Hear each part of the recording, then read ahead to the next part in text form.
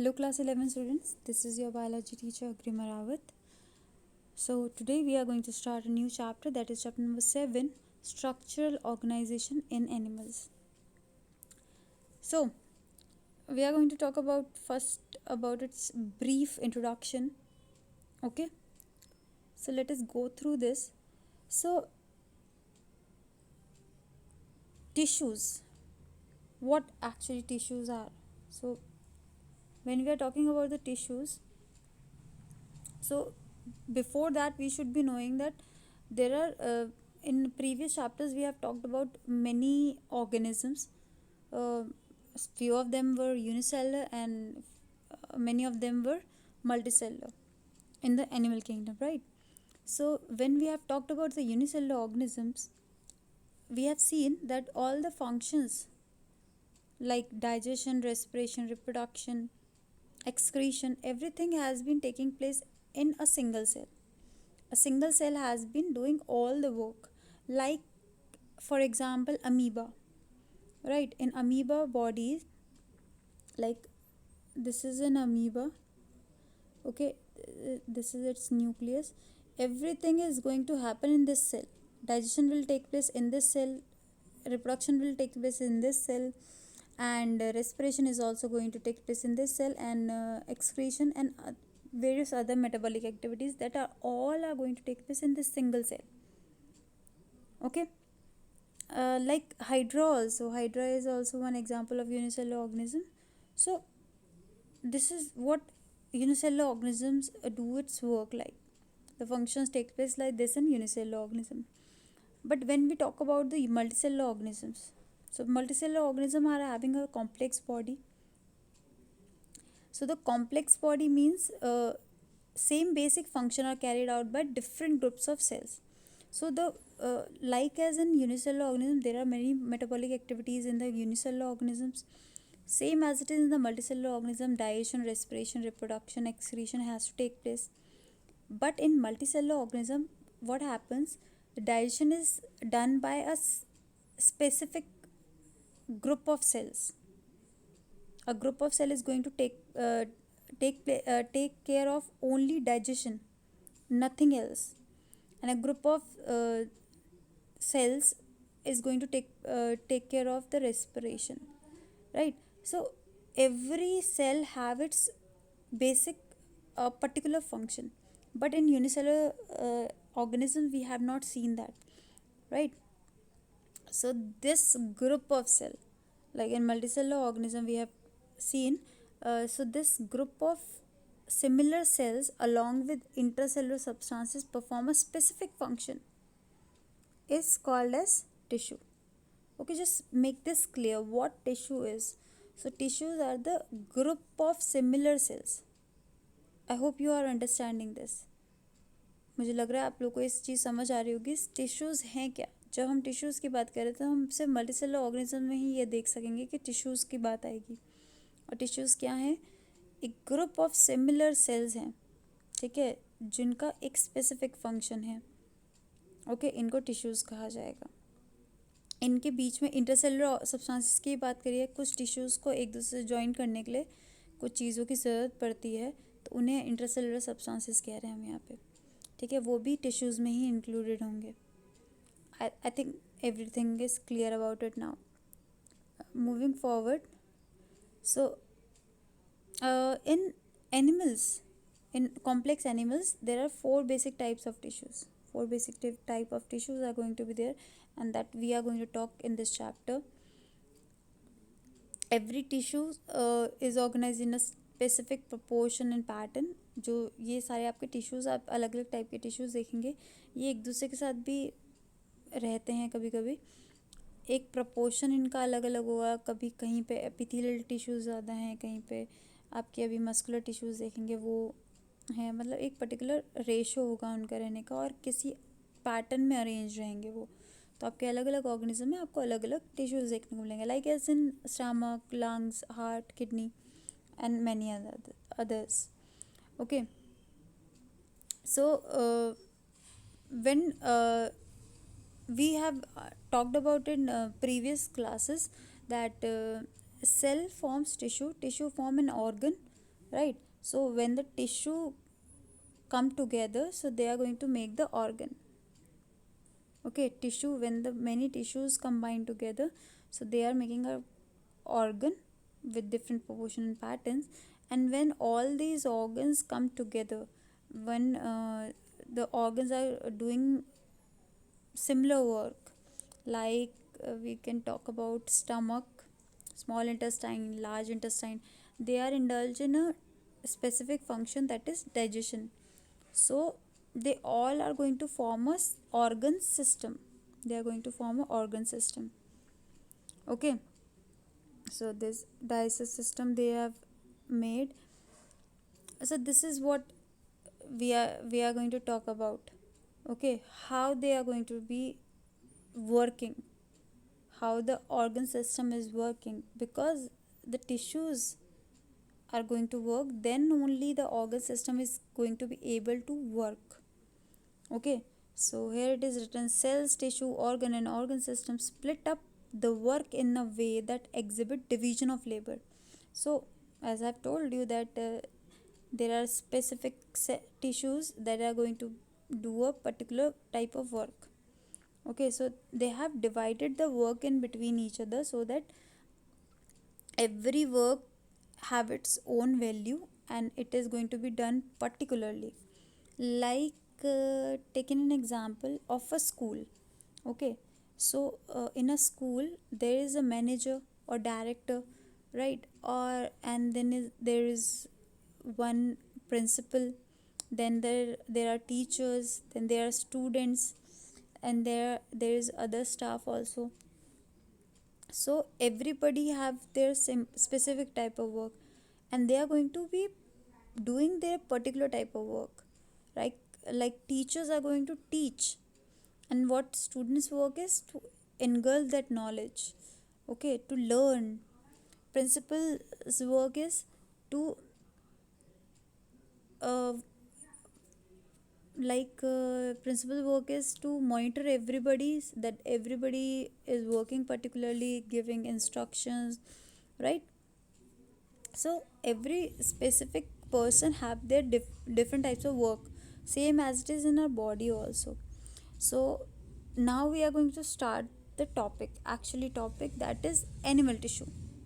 Okay, so animal tissue is our topic. And in animal tissue, when we are talking about animal tissue, so there are four types of animal tissue, that is epithelial tissue, connective tissue, muscular tissue and neural tissue. Okay, so broadly these are the four types. And in this video we are going to talk about the epithelial tissue. Okay, so coming to the epithelial tissue, so epithelial tissue, or it is also called as epithelium, or in plural it is called as epithelia. In singular form it is going to be epithelium. अगर एक ही epithelial tissue है तो epithelium बोलेंगे, और अगर एक से ज़्यादा हैं तो epithelia बोलेंगे. Okay, so this tissue has free surface, like free surface we can say, like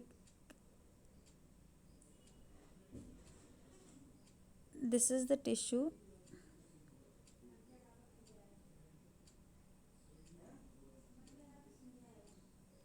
Okay,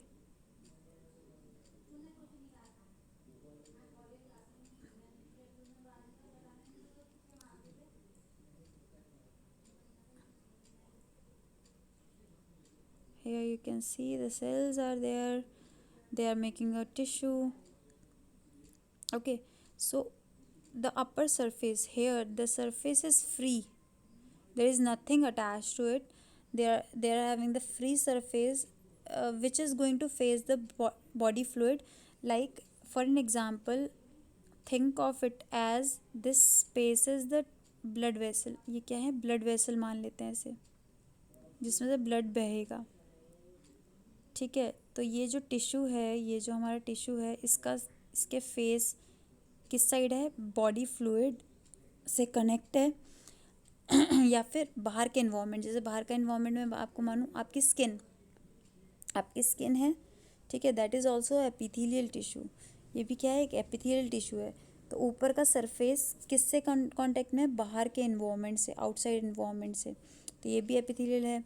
और ये जो आपकी आप अंदर की एपिथेलियल टिश्यूज़ की बात कर रहे हैं, ये बॉडी फ्लूइड से कनेक्टेड हो सकते हैं, ठीक है। इस तरीके से इनके फ्री सरफेसेस आपके कनेक्शन में रहते हैं बाहर के आउटर सरफेसेस से। एंड जैसे आपको बताया मैंने कि ये बाहर के आउटसाइड इन्वायरमेंट के साथ कनेक्टेड रहते हैं, सो दे प्रोवाइड अ कवरिंग और a lining for some part of the body. या तो एक कवरिंग की तरह काम करें, जैसे स्किन हमारी पूरी बॉडी को कवर करे, या तो एक ऑर्गन को या अपनी हमारी बॉडी को लाइन कर रहे हैं, किसी पर्टिकुलर पार्ट को लाइन कर रहे हैं, जैसे कि आपके ब्लड वेसल्स हैं, तो इसको लाइनिंग देने का काम किया ना इसने, ठीक है। ये लाइन करा है इसे, इसकी लेयर बनाई है एक, ठीक है। सो these cells, when we are talking about these tissues, the cell in them are compactly packed का मतलब जैसे ये एक सेल है इस टिश्यू की, इसकी जो दूसरी सेल होगी इसके पास वाली, वो इससे बहुत चिपक के बिल्कुल आपकी पैक्ड है, ठीक है। बीच में इंटरसेलुलर जो स्पेस है वो बहुत ही कम होगा या तो होगा ही नहीं, ठीक है। बहुत ही ज़्यादा हायर आपका टाइटली पैक्ड रहते हैं ज़्यादातर ये, ठीक है। और थोड़ा बहुत अगर स्पेस है, मान लिया इसके बीच में थोड़ा बहुत स्पेस है, ठीक है, यहाँ पे थोड़ा बहुत स्पेस है, तो यहाँ पे जो स्पेस है उसको भरने के लिए इंटरसेलुलर मैट्रिक्स काम करेगी, ठीक है। इंटरसेलुलर मैट्रिक्स का मतलब जो सेल्स के बीच में जो जगह है उसको फिल करने के लिए एक फ्लूइड भर जाएगा यहाँ पे, ठीक है। तो यहाँ पे सेल्स के बीच में यहाँ पे इस तरह से भरा रहेगा, तो बहुत ही कम होगा, इसका मतलब गैप कम है बीच में, ठीक है। चलिए इसे रब कर देते हैं, okay. So the cells are compactly packed with little intercellular spaces, matrix, right? Now epithelial are of two type, it is very important. Epithelial tissues are of two type. One is simple epithelial tissue, and the second one is compound, okay. So what is the difference between simple epithelial tissue and compound epithelial tissue? When we are talking about simple epithelial tissue, it is going to be of single layer, so the cells in it are going to form a single layer. When we are talking about the compound, so there are going to be many layers of these cells. This is one layer, this is the second layer, right? And it is going to continue, it can be many layers of the cell. So this is what compound and simple means, okay. So just read it here. The simple epithelial tissue is composed of single layer of cells, there is a single layer na, and function as a lining of body cavities, ducts and tubes. So simple epithelial tissues जहाँ पे present होते हैं वो ज़्यादातर single layer होती हैं, और आपकी किसी बॉडी कैविटी का क्या मतलब, जहाँ पे खाली जगह है उसको लाइन करने का काम करेगी, या तो डक्ट्स में होगी, डक्ट्स मतलब ट्यूब्स, ठीक है, एक तरह से जो कि एक से दूसरी जगह तक सामान को पास ऑन करने का काम करे, पाइप की तरह काम करे, ठीक है। पाइप्स, ट्यूब्स, इनमें आपकी ये प्रेजेंट होती हैं, ठीक है। सिंपल एपिथेलियल सिंगल लेयर से बनी हुई। जब हम बात करेंगे कंपाउंड एपिथेलियल की, तो it is consisting of two or more sales layer, ठीक है। ये एक से ज़्यादा लेयर, सेल्स की लेयर से बनी होगी। तो जब एक से ज़्यादा लेयर्स है तो किसी वजह से हैं, ताकि ज़्यादा से ज़्यादा प्रोटेक्शन दी जा सके, ठीक है। जैसे कि स्किन, अब स्किन है हमारी अंदर के सारे ऑर्गन्स को प्रोटेक्ट कर रहा है, ठीक है। तो कैसे, क्योंकि इतनी ज़्यादा मोटी लेयर है तभी तो ये अंदर के ऑर्गन्स को प्रोटेक्ट कर पाएगा, तो इस तरीके से, इसलिए ये ज़्यादा लेयर से बना हुआ है, ठीक है। तो simple and compound I think it is clear. Simple का मतलब है सिंगल लेयर से बना हुआ, कंपाउंड मतलब सेल की ज़्यादा एक से ज़्यादा लेयर से बना हुआ। Okay, clear. Now we are going to talk about the types of epithelial tissues. Okay, on the basis of the structural modification. अभी तक हमने जो बात करी थी टाइप्स ऑफ एपिथेलियल टिश्यू, वो किस बेसिस पे बात करी, कितनी लेयर्स हैं सेल्स की। बट अब हम बात करेंगे कि वो जो सेल्स हैं वो किस शेप वगैरह के हिसाब से हैं इनके, और किस तरीके से काम कर रहे हैं, उस बेसिस पे हमने इन्हें अलग अलग टाइप्स में डिवाइड किया है। ठीक है,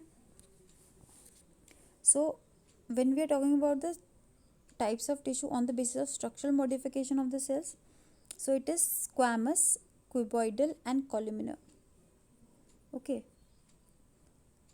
so squamous as the name says squamous, so squamous का मतलब है square shaped, या फिर square मतलब 2D शेप, प्रॉपरली स्क्वायर नहीं, ये वाली स्क्वामस सेल्स हैं, टिश्यूज़ हैं सॉरी, बट ये स्क्वायर तो कहीं से भी नहीं लग रहे। यहाँ पे स्क्वामस का मतलब स्क्वायर से नहीं है, इसका मतलब है फ्लैट, मतलब 2D स्पेस हो। अब आपने क्यूब्स वगैरह पढ़े हुए हैं, ठीक है, मैथ से पढ़ रखा है आपने 2D एंड 3D स्ट्रक्चर्स,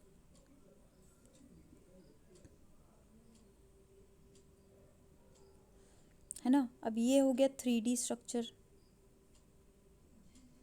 और ये हो गया 2D स्ट्रक्चर। जो फ्लैट हो, तो दिख रही हैं आपको इसकी सेल्स किस तरह से फ्लैट हैं, मतलब थोड़ी सी चौड़ाई में है बट उतनी ज़्यादा नहीं, तो पतली हैं एक तरह से। कहने का मतलब है स्क्वामस 2D शेप्स मतलब फ्लैट सेल्स हैं इसमें, ठीक है, बहुत ही पतली है, तो लेयर बहुत पतली होती है। जब हम बात करें क्यूबॉइडल की, तो क्यूबॉइडल से मतलब पता ही चल रहा है कि क्यूब शेप या फिर 3D शेप, तो ये आपको दिख रही है यहाँ पे, ये क्यूब शेप की सेल्स हैं, तो ये मोटी हो जाती है लेयर। स्क्वामस और क्यूबॉइडल में यही फ़र्क आ जाता है कि इनमें जो लेयर है आपकी स्क्वामस में बहुत पतली होती है, क्यूबॉइडल में थोड़ी सी मोटी हो जाती है। तीसरी हम बात करें कॉल्यूमिनर की। कॉल्यूमिनर का मतलब है कॉलम शेप्ड, कॉलम शेप मतलब ट्यूब शेप है, इस तरह से कुछ आपकी सिलेंडर शेप होती है ना, कुछ इस तरह की शेप, लंबी सेल्स, ठीक है। So you can see it here also, तो इन्हें कॉल्यूमिनर कहेंगे, ये और ज़्यादा मोटी हो जाती हैं, ठीक है। तो इनके बारे में डिटेल में अब बात करेंगे हम। Okay, so let us talk about the squamous epithelial first. So when we are talking about the squamous epithelium, so it is a single thin layer of flattened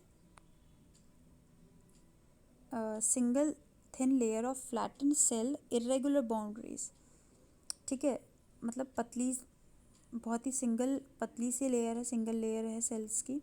और ये कहाँ में मिलेंगे, अब बहुत ज़्यादा पतली हैं, तो आपको ये चीज़ पता होनी चाहिए कि जैसे हमारी जो ब्लड वेसल्स होती हैं वो पूरी बॉडी में जाती हैं, ठीक है। जब वो पूरी बॉडी में जाती हैं तो ब्लड में जो न्यूट्रिएंट्स होते हैं, जैसे हमने जो चीज़ें खाई उसके न्यूट्रिएंट्स ब्लड में पहुंच गए, ठीक है, वो ब्लड वेसल्स ही लेके जा रही हैं पूरी बॉडी में।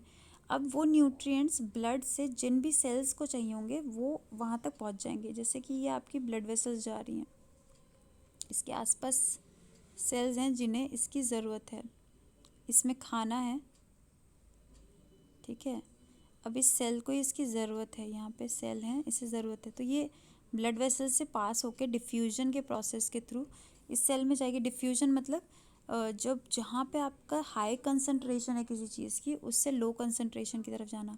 ब्लड में ज़्यादा है, ब्लड वेसल के अंदर कंसंट्रेशन ज़्यादा है न्यूट्रिएंट की, और वो सेल के अंदर कम है, तो सेल से आपका ब्लड वेसल से सेल की तरफ मूवमेंट हो जाएगा। इस प्रोसेस को हम डिफ्यूजन कहते हैं, ठीक है। डिटेल के लिए आप एक तरह से 9th क्लास में आप डिफ्यूजन पढ़ रखा है, ठीक है। तो डिफ्यूजन ये प्रोसेस है जहाँ आपका कम होता है वहाँ से ज़्यादा, जहाँ ज़्यादा होता है वहाँ से कम की तरफ आपका मूवमेंट स्टार्ट हो जाता है किसी चीज़ का, ठीक है। तो ये चीज़ ब्लड वेसल्स में होती है। और आपका जब जहाँ पे लंग्स होते हैं, ठीक है, आपने लंग्स पढ़ रखे हैं, ये आपके लंग्स हैं, ठीक है, इसमें आपके ट्रैकिया से आपकी इस तरह से होते हैं ये, और ये फिर आपके ऐसे बढ़ जाते हैं और इनके साइड लास्ट में ऐसे कुछ गोभी जैसा दिखता है ना, कुछ इस तरह का स्ट्रक्चर होता है आपका। इससे बोलते हैं एयर सैक्स या एल्वुलाई। ठीक है, अब होता क्या है, हवा हमने ब्रीथ किया तो ब्रीथ करके ऑक्सीजन यहाँ आ गई। ठीक है, ऑक्सीजन मेरी एल्वुलाई यहाँ पे आपकी एयर सैक्स में आ गई। अब एयर सैक्स से यहाँ पे ब्लड वेसल्स गुजर रही होती हैं यहाँ पे। ठीक है, ये इधर से ब्लड वेसल में चली जाती है ऑक्सीजन, क्योंकि एयर सैक्स में अभी ज़्यादा और ब्लड वेसल में कम, और फिर ब्लड वेसल इसे कहाँ लेके जाएगा, सेल्स तक लेके जाएगा। बात समझ आ रही है? तो यहाँ पे एक्सचेंज का काम चलता है एयर सैक्स में, ब्लड वेसल्स में। तो आर पार जाएगी कैसे चीज़? अगर ये बहुत ही मोटी लेयर होगी इनकी एपिथेलियल की, तो कोई भी चीज़ अंदर बाहर कर ही नहीं पाएगी। एयर सैक से ब्लड वेसल में नहीं जा पाएगा, ब्लड वेसल से सेल तक नहीं जा पाएगा। तो पतली लेयर होनी चाहिए ना। तो यहाँ पे आपकी स्क्वैमस एपिथेलियल होती है, कि मैंने आपको बताया था, एक तो पतली सिंगल लेयर से बनी होती है, ऊपर से ये बहुत ज़्यादा पतली होती है, 2D शेप में है एक तरह से। ठीक है, तो यहाँ पे ये प्रेजेंट होती है। I hope you have understood this. ठीक है, तो मैं आपको एक बार पढ़ा भी देती हूँ से। They are found in the walls of the blood vessels, air sacs of the lungs, and are involve in the function like forming a diffusion boundary. Diffusion का प्रोसेस चलता है एयर सैक्स में भी, सेम वही, क्योंकि air sacs में भी oxygen ज़्यादा है और ब्लड वेसल में कम है, तो ज़्यादा से कम की तरफ मूवमेंट हो रहा है ना ऑक्सीजन का। ओके, तो ये होगी squamous epithelium. Next coming to the cuboidal. तो क्यूबॉइडल थोड़ी सी मोटी होती है स्क्वैमस से, ये भी सिंगल लेयर होती है और ट्यूब लाइक सेल्स हैं, और इन ये प्रेजेंट होती हैं आपकी डक्ट्स ऑफ ग्लैंड्स में। अब ग्लैंड होती हैं आपकी जिनमें कोई चीज़ बन रही हो, जैसे हार्मोन्स हो गए, एंजाइम्स हो गए, इनमें बन रही है। ठीक है, इसमें बनी, ये होगी ग्लैंड आपकी। चलिए मान लेते हैं ये ग्लैंड है, इसमें कोई हार्मोन बन रहा है। अब इसको अपना हार्मोन किसी पर्टिकुलर जगह तक पहुंचाना है। ठीक है, अब चलिए हम हार्मोन का एग्जांपल लेने की जगह मैं नॉर्मल आपका एक एग्जांपल लेती हूँ। ओके, आपका हार्मोन वगैरह तो थोड़ा सा ज़्यादा कॉम्प्लिकेटेड हो गया। मैं आपको माउथ में एग्जांपल देती हूँ। हमारे माउथ में सलाइवा आता है। ठीक है, थूक आता है ना, क्या क्या है वो, सलाइवा। ठीक है, सलाइवा कहाँ से रहा है, आपके टंग के नीचे ही कुछ जो आपका एरिया है अंदर, वहाँ पे ग्लैंड्स होती हैं। ठीक है, जिसे बोलते हैं सेलेवरी ग्लैंड्स। तो आपकी टंग के नीचे यहाँ पे ग्लैंड्स प्रेजेंट हैं, जिनके अंदर क्या बन रहा है, सलाइवा बन रहा है। अभी सलाइवा माउथ तक जाएगा कैसे, इस ग्लैंड में बन तो गया, बन माउथ से जाएगा कैसे माउथ तक, किसी पाइपलाइन से जाएगा। उस पाइपलाइन को हम क्या कहेंगे, डक्ट। क्या कहेंगे, डक्ट। ठीक है, इन ग्लैंड्स को क्या बोलेंगे, सलेवरी ग्लैंड्स। और ये जिस जिस पाइप से ये माउथ तक लेके जाएगी सलाइवा को, उन्हें बोलेंगे डक्ट्स। ठीक है, तो जो डक्ट्स होती हैं उनको बनाने के लिए कौन सी एपिथेलियल वहाँ पे प्रेजेंट होगी, क्यूबॉइडल।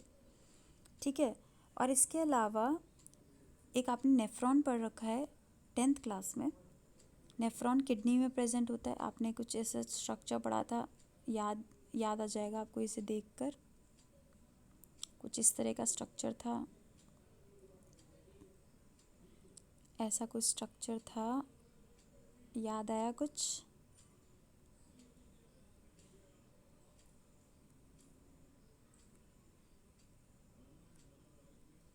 है ना। नेफ्रॉन किडनी में प्रेजेंट होते हैं ये।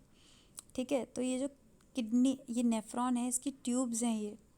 ठीक है, इसकी ट्यूबुलर जो पार्ट है नेफ्रॉन का, वो भी किससे बना हुआ होता है, क्यूबॉइडल एपिथेलियम से। ठीक है, कुछ बहुत सारी चीज़ें आपकी 10th से रिलेटेड हैं, तो उसको याद करेंगे तो अपने आप याद आ जाएगा सब कुछ। तो ट्यूबुलर पार्ट जो होता है नेफ्रॉन का किडनी में, उसमें प्रेजेंट होती है, और इसका मेन फंक्शन क्या है, सिक्रीशन करना, क्योंकि ग्लैंड्स जो हैं, ग्लैंड्स की डक्ट सिक्रीट करी ना किसी चीज़ को, जो बनी है उसको छोड़ रही है किसी जगह पे। ठीक है, और एब्जॉर्ब करना, यहाँ पे आपको याद होगा अगर नेफ्रॉन में ट्यूब्स वगैरह जो आपकी एक्सेस वाटर इसमें चला जाता है, उसको एब्जॉर्ब करती है वापस, ठीक है। कुछ सॉल्ट वगैरह निकाल ले जाना हो तो वापस ले लेती है, तो ऐसे इसमें एब्जॉर्प्शन चलता रहता है। तो इन सेल्स का काम क्या हो गया, इन टिश्यूज़ का काम क्या हो गया, सिक्रीशन और एब्जॉर्प्शन करना। तो आपकी जो ये पीसीटी है, पीसीटी इस पार्ट को कहते थे हम, अगर आपको याद होगा, तो this part, this tube like part, this one is called as PCT, proximal convoluted tubule, ठीक है। यहाँ पे नेफ्रॉन में विलाय, माइक्रोविलाय, मतलब माइक्रोविलाय क्या होते हैं, छोटे छोटे thread like structures, hair like structures, ठीक है। हेयर लाइक, छोटे छोटे हेयर लाइक स्ट्रक्चर्स प्रेजेंट होते हैं, ठीक है। अभी इनके बारे में हम एक और डिटेल में बात करेंगे। तो यहाँ पे आप एक कुछ क्यूबॉइडल एपिथेलियम में आपको माइक्रोविलाय या हेयर लाइक स्ट्रक्चर देखने को मिलते हैं, ठीक है। इतना याद रखना। अभी कॉलमिनर के बाद इसके बारे में डिटेल में बात करेंगे। फिर बात करते हैं कॉलमिनर एपिथेलियम की। तो ये लंबी लंबी सेल्स हैं जो कि सिंगल लेयर ही होती है सेल्स की, बट लंबी और सिलेंडर शेप की सेल्स हैं। अच्छा, इनका जो न्यूक्लियाई होता है वो बेस पे होता है, मतलब एक साइड पे होगा, बीच में सेंटर में नहीं होता सेल के, देख लीजिए यहाँ पे, ठीक है। इनका जो आपकी न्यूक्लियस हैं वो आपके इस तरह से ऊपर नीचे या फिर ऐसे प्रेजेंट होंगे, बिल्कुल सेंटर पे प्रेजेंट नहीं होते, ओके।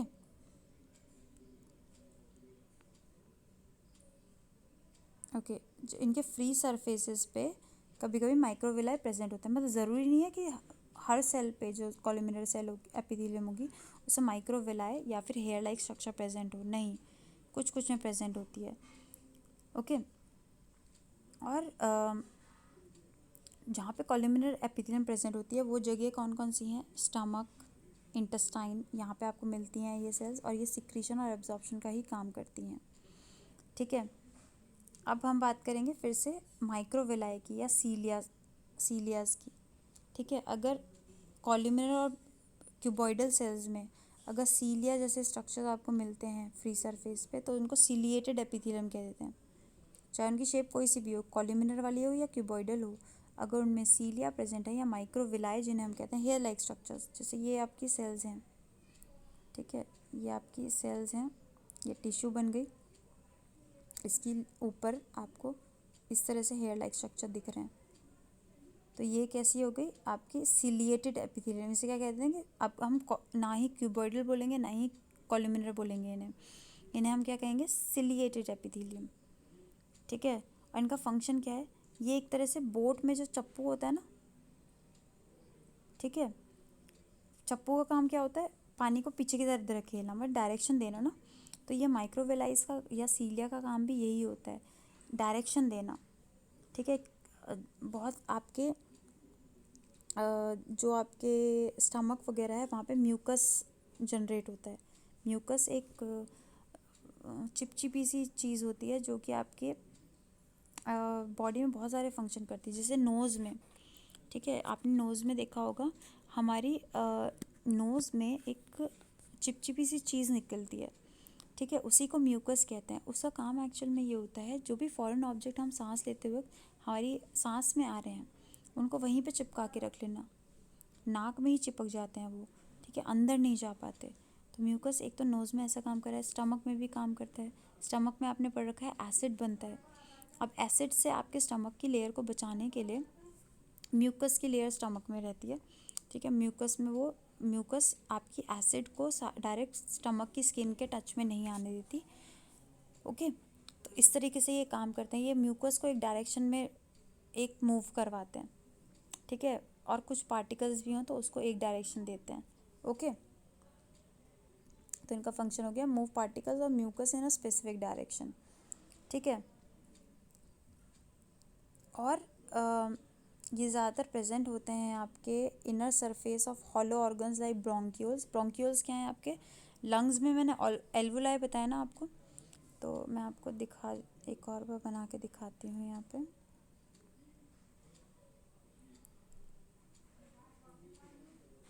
ये लंग्स हो गए आपके,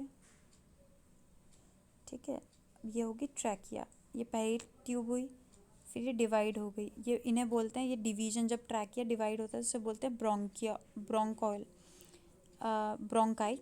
और जब ये एक ट्यूब और डिवाइड होती है, और ट्यूब छोटे छोटे ट्यूब्स में डिवाइड हो जाती है, तो इन्हें बोलते हैं ब्रोंक्यूल्स। ठीक है, पहला आपका डिवीजन, फिर ये ट्यूब और टूटी दो पार्ट में, इसे ब्रोंकाई बोलेंगे। अब जब ब्रोंकाई भी और डिवाइड होगी तो इसे क्या कहेंगे, ब्रोंक्यूल्स। ये एक तरह से पेड़ की टहनी की तरह हैं। ठीक है, पेड़ की टहनियाँ भी ऐसी डिवाइड होती रहती है ना, तो वो अलग अलग नाम हो जाते हैं। और आपके फेलोपियन ट्यूब, एट्थ क्लास में आपने फीमेल रिप्रोडक्टिव स्ट्रक्चर पढ़ा होगा, जहाँ पे हमने ये पढ़ा था आपका,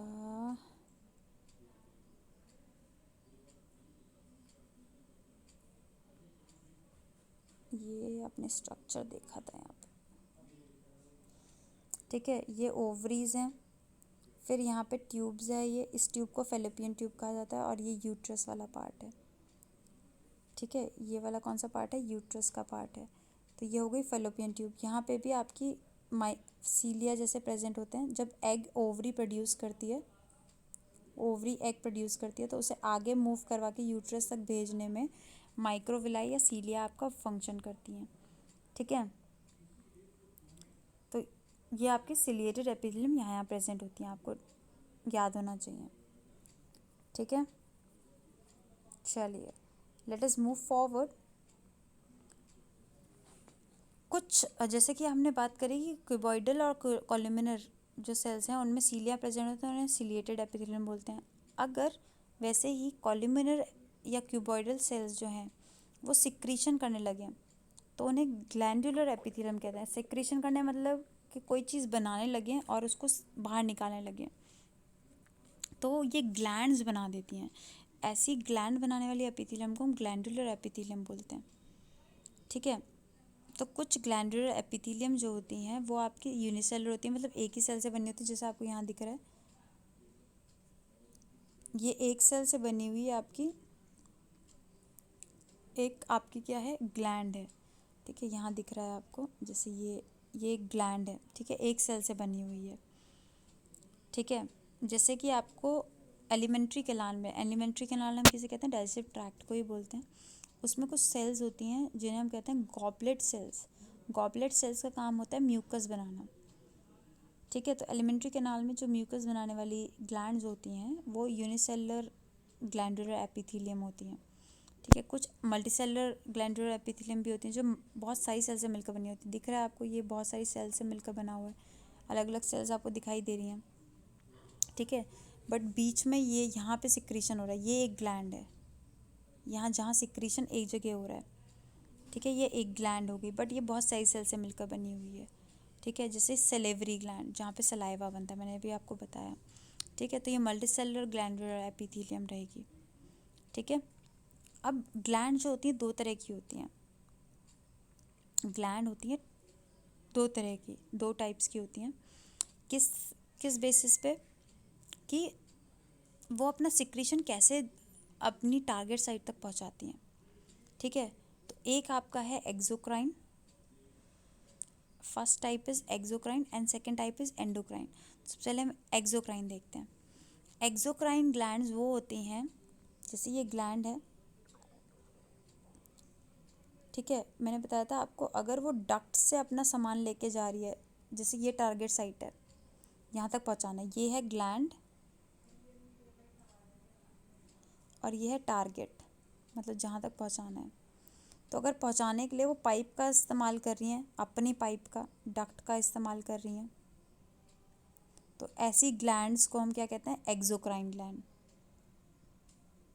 क्या कहेंगे, एक्सोक्राइन ग्लैंड, जो अपनी डक्ट से सामान को पहुंचा रही हैं उसकी टारगेट साइट तक।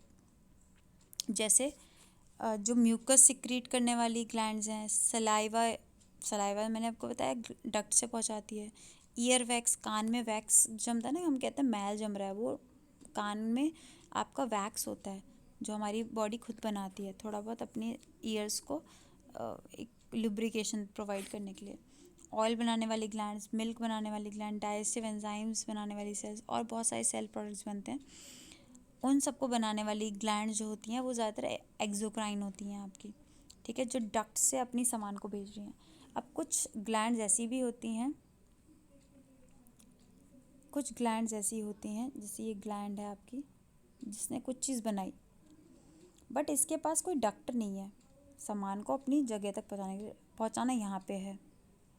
तो ये क्या करती है, बाहर से ब्लड की वेसल्स घूम रही होती हैं, ये ब्लड वेसल है, ये करती है अपना सारा सामान किस में डाल देती है, ब्लड वेसल में डाल देती है, और ब्लड से ये सामान इस टारगेट साइट तक पहुंच जाता है डिफ्यूजन के प्रोसेस से ही, ठीक है, जहाँ ज़्यादा होगा वहाँ से कम की तरफ अपने आप चला जाएगा। तो अब ऐसी ग्लैंड्स को क्या बोलें जिनके पास अपनी डक्ट्स ही नहीं है, इनको बोलते हैं एंडोक्राइन ग्लैंड्स। ध्यान रखेंगे, endocrine glands. Endocrine gland ductless gland है जिनमें डक्ट्स नहीं है, और एक्सोक्राइन ग्लैंड्स कैसी हैं, डक्ट ग्लैंड्स, ठीक है। Okay,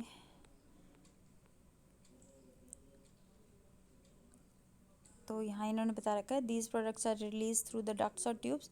in contrast endocrine glands do not have ducts. Endocrine glands में डक्ट्स नहीं होती है, ये अपने प्रोडक्ट्स जिन्हें हम कहते हैं हार्मोन्स, ज़्यादातर जो हार्मोन्स बनाने वाली ग्लैंड्स होती हैं उनमें अपनी डक्ट्स नहीं होती हैं, वो अपना डायरेक्टली जो अपना सिक्रीशन है वो कहाँ डालती हैं, फ्लूइड बाथ द ग्लैंड्स, मतलब जो आपके ब्लड है वहाँ डाल देती हैं, और वहाँ से आपकी डायरेक्ट टारगेट साइट तक पहुँच जाता है, ठीक है।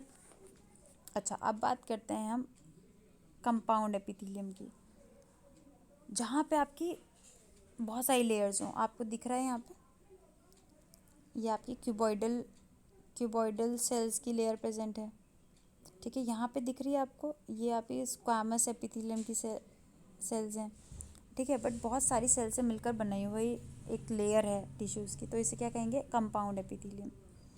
ओके, चलिए, तो हम कंपाउंड एपिथेलियम के बारे में देखते हैं। तो कंपाउंड एपिथेलियम एक से ज़्यादा सेल से मिलकर बनी हुई आपकी सेल की लेयर से बनी हुई आपकी लेयर है, और इसके जो रोल है वो क्या है, मेन फंक्शन इनका क्या है, इनका फंक्शन है प्रोटेक्शन प्रोवाइड करना। मैंने आपको बता ही दिया था, बाहर की केमिकल या मैकेनिकल स्ट्रेस से अपने आप को प्रोटेक्ट करता है ये, ठीक है। जैसे कि हमारी स्किन की ड्राई लेयर है उसको कवर करने का काम, बकल कैविटी की मॉइस्ट सरफेस को कवर करने का। बकल कैविटी क्या होती है, आपका माउथ का जो मुंह खोलते हो आप, जो अंदर का एरिया है वो पूरा बकल कैविटी है, ठीक है, उसको पूरा लाइन करने का काम भी कौन कर रहा है, कंपाउंड एपिथेलियम। फेरिंग्स आपको बताया था मैंने, यहाँ पे आपके ट्यूब लाइक स्ट्रक्चर होता है, ट्रैकिया के साइड में ही होता है, उसे हम फेरिंग्स कहते हैं, ठीक है। सलेवरी ग्लैंड की अंदर की लेयर को बनाने वाली जो लेयर होगी वो कंपाउंड एपिथेलियम की होगी, ठीक है। पैंक्रियाटिक डक्ट, पैंक्रिया में जो डक्ट है, ठीक है, पैंक्रिया एक ग्लैंड है, उसकी जो डक्ट है वो भी किससे बनी होगी, कंपाउंड एपिथेलियम से। ओके, अब जो सारी आपकी सेल्स हैं, ठीक है, जो आपकी सारी सेल्स हैं एपिथेलियम में, वो एक दूसरे के साथ कनेक्टेड होती हैं, ठीक है। थोड़ा बहुत बीच बीच में उनके स्पेस में इंटरसेलुलर मटेरियल प्रेजेंट होता है। ज़्यादातर जो आपके एनिमल टिश्यूज़ हैं उनके बीच में स्पेसिफिक जंक्शंस होते हैं। जंक्शन मतलब एक दूसरे से ज्वाइन होने के तरीके, कि एक सेल दूसरे से कनेक्टेड रहे, ठीक है। कैसे कनेक्टेड, स्ट्रक्चरल कनेक्शन हो सकता है या फंक्शनल कनेक्शन। एक दूसरे से स्ट्रक्चरली कनेक्ट हो सकते हैं, मतलब अपने स्ट्रक्चर एक दूसरे से कनेक्ट हो रखे हैं, या फिर एक दूसरे से काम भी कनेक्ट कर रखे हों, ठीक है। तो ये जो जंक्शंस हैं आपके, वो 3 टाइप के जंक्शंस हम पढ़ने वाले हैं यहाँ पे, tight junction, adhering junction and gap junction, ठीक है। टाइट जंक्शन क्या होता है, जैसे आपका एक टिश्यू है, मान लिया एक ग्लैंड ही है, अब ये ग्लैंड जो है आपकी, इसमें यहाँ पे सेल्स प्रेजेंट हैं, ठीक है। अब इस ग्लैंड के अंदर तो कुछ सामान बन रहा है ना, ये बाहर तो नहीं निकलना चाहिए, ये कैसा होना चाहिए, लीक प्रूफ होना चाहिए कि इसमें से सामान बाहर की तरफ ना निकल जाए। तो ये सेल्स के बीच में जगह में गैप नहीं होना चाहिए। तो यहाँ पे क्या होगा, ये जो दो सेल्स हैं इनके बीच में कुछ इस तरह से प्रेजेंट होगा। ये सेल्स मैं ऐसे बनाती हूँ, इन दोनों सेल्स एक दूसरे से बिल्कुल टाइटली कनेक्टेड होंगी। इन ये दोनों ने एक दूसरे को इतनी टाइटली पकड़ रखा है सेल्स को कि इनमें से कोई भी सब्सटेंस जो है वो लीक आउट ना कर जाए। ऐसे जंक्शन को, ऐसे बीच के जो दोनों दो सेल्स के बीच में जो आपकी जगह है उसको अगर एक दूसरे के से जो कनेक्शन है इन दोनों का, ऐसे जंक्शन को जो जब बिल्कुल टाइटली पैक्ड हो जाए, जैसे कि आपने एक बॉटल के ढक्कन को बहुत टाइटली बंद कर दिया ताकि उससे बॉटल से कोई भी सामान बाहर निकल सके, वैसे इन दो सेल्स को आपने अगर बहुत ज़्यादा टाइटली अटैच हो रखी हैं एक दूसरे के साथ, तो इनको क्या कहते हैं, टाइट जंक्शंस कहते हैं। इनके बीच के जो गैप है, ठीक है, जो इनका बीच का गैप है उसे हम क्या कहते हैं, टाइट जंक्शन। ठीक है, दूसरा आता है अडेयरिंग जंक्शन। अब अडेयरिंग वर्ड कहाँ से आया, अडेसिव टेप सुना है, अडेसिव टेप का मतलब होता है चिपकाने वाली टेप। ठीक है, अडेयरिंग का मतलब भी चिपकाने वाली है। तो अब दो सेल्स, आसपास दो सेल्स हैं, अब इन दोनों को ज्वाइन करना है। तो यहाँ पे कुछ प्रोटीन्स एक दूसरे से कुछ कुछ तरीके से एक दूसरे से कनेक्टेड रखती हैं, इन्हें पकड़ के रख रखा है। ठीक है, एक तरह से सीमेंट कर दिया एक दूसरे के साथ। तो इस तरह से अगर पकड़ के रखा हुआ है, मतलब ऐसा नहीं है कि इनके बीच में बिल्कुल गैप है ही नहीं, गैप होगा, बट तभी भी एक दूसरे को पकड़ रखा है कि एक दूसरे से छूट ना जाए कैसे भी। तो ऐसे जंक्शन को, दो सेल्स के बीच में अगर ऐसा जंक्शन हो तो इसे हम क्या कहते हैं, अधेरिंग जंक्शन। ठीक है, फिर आता है आपका गैप जंक्शन। ठीक है, फिर आता है गैप जंक्शन। ये होता है आपका, जैसे ये एक सेल है, ये एक सेल है, अब इन दोनों को एक दूसरे को से सामान का कनेक्शन करना है, कम्युनिकेट करना है, एक दूसरे पे सामान भेजना है या केमिकल्स भेजने हैं। तो यहाँ से यहाँ तक की एक ट्यूब बनेगी जिसके थ्रू सामान इधर से इधर जा सके। बात समझ आ रही है, यहाँ पे तो सिर्फ धागों से एक दूसरे से कनेक्शन हो रखा था, बट यहाँ पे एक पाइप सा बन गया बीच में ताकि दोनों सेल्स के साइटोप्लाज्म एक दूसरे से कनेक्टेड हों और कुछ आयन्स या छोटे छोटे मॉलिक्यूल्स या बड़े मॉलिक्यूल्स एक दूसरे से में जा सकें, और कम्युनिकेट करवाने के लिए इसकी ज़रूरत है। तो गैप जंक्शन में आपकी पाइप से एक दूसरे से जुड़े होते हैं ये। ठीक है, ऐसे उसको जंक्शन को हम क्या कहते हैं, गैप जंक्शन। ठीक है, तो ये तीन तीन टाइप के आपके जंक्शंस होते हैं। टाइट जंक्शन में क्या था, आपकी दो सेल्स बिल्कुल एक दूसरे से अटैच्ड हो रखी हैं टाइटली, बिल्कुल टाइटली, कोई लीक मतलब कुछ भी लीक होने का आसार नहीं बचते यहाँ पे। अडहेरिंग वाले में लीक हो सकता है बट एक दूसरे को पकड़ के रखती हैं, तभी भी जाने नहीं देंगी सेल्स को एक दूसरे से इधर उधर, टिश्यू बना रहेगा। गैप जंक्शन में दो सेल्स के बीच में थोड़ा बहुत जगह है, इंटरसेलुलर स्पेस थोड़ा बहुत है, उस में भी अगर एक सेल को दूसरे सेल से साइटोप्लाज्म को कनेक्ट रखना है तो वहाँ पे गैप जंक्शन बनता है, जहाँ पे पाइपलाइन से एक दूसरे को कनेक्ट रखते हैं। ठीक है, ताकि सामान एक सेल से दूसरे सेल तक जा सके। ठीक है, ये कम्युनिकेटिंग जंक्शन भी कह सकते हैं इसे हम। ओके, सो ये these were the 3 types of junctions. I hope you have understood the epithelium tissues now. Okay, in the next video we are going to talk about the connective tissues. Okay, thank you.